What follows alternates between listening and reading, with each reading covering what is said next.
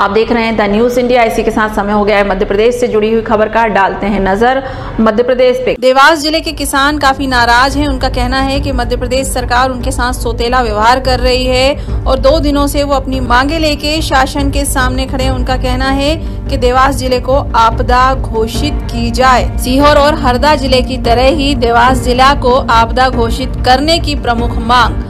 फसल बीमा एवं राहत राशि प्रदान की जाए किसानों को।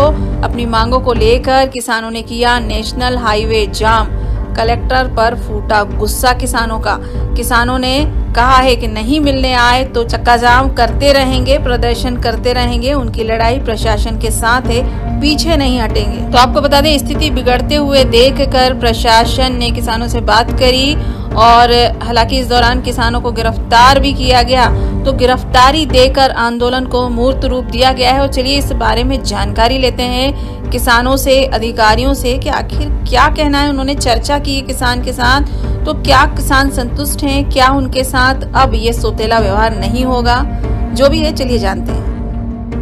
ये किसानों ने और सोयाबीन की मांग को लेकर के यहाँ मांग उठाई थी, लेकिन कलेक्टर महोदय किसान ये लोगों को ये ज्ञात है कि केंद्रीय दल आ रहा है, तो कुछ किसान वहाँ पे करते थे। मैंने उनको बोला भी कि अगर आपकी समस्या हो मुझसे आके मुलाकात कर लें। एडीएम साहब और एडिशनल एसपी साहब वहाँ पे गए थे। मैं उन किसानों को ये बताना चाहता हूँ कि पहली बार ऐसा हो रहा है कि देवास ज़िले में, जब पूरे मध्य प्रदेश में कहीं और नहीं था, तो 7 तारीख तक 7 दिन एक्स्ट्रा फसल बीमा के लिए दिए गए थे।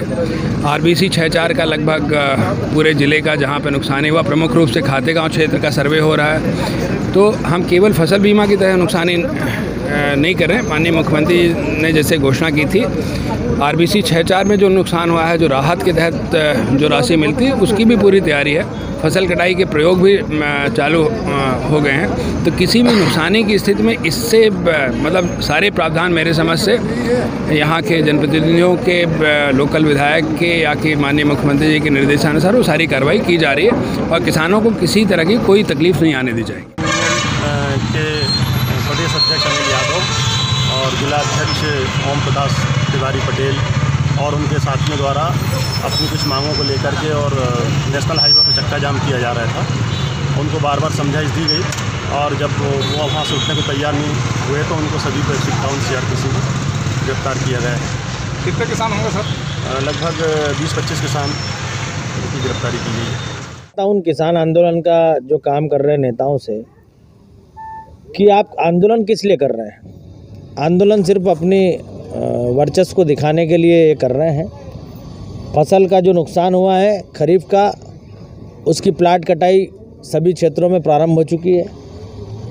फसल का फौरी तौर पर एक बार का सर्वे राजस्व विभाग और कृषि विभाग द्वारा कर लिया गया है, जिसमें पाया गया है कि अधिकांश क्षेत्रों में खरीफ फसल में 100% तक नुकसान पाया गया है।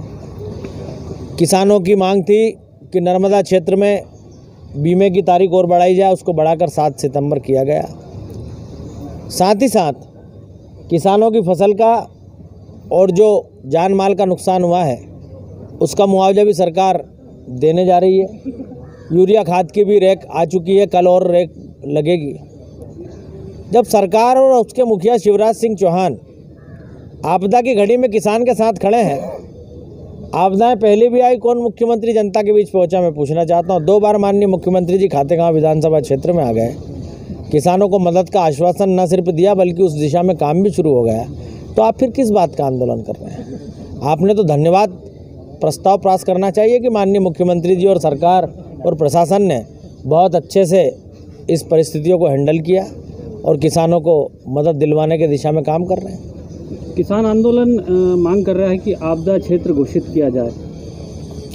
देखिए, मैंने माननीय मुख्यमंत्री जी से आपदा क्षेत्र घोषित करने के लिए बात कर ली है, लेकिन उन्होंने मुझे ये कहा है कि आपदा प्रभावित क्षेत्र के बराबर या आपदा प्रभावित क्षेत्र जैसी जो भी मदद होगी वो सब खातेगांव विधानसभा क्षेत्र को दी जाएगी। मैं स्वयं देखने आया हूँ और उन्होंने हवाई सर्वे भी किया है।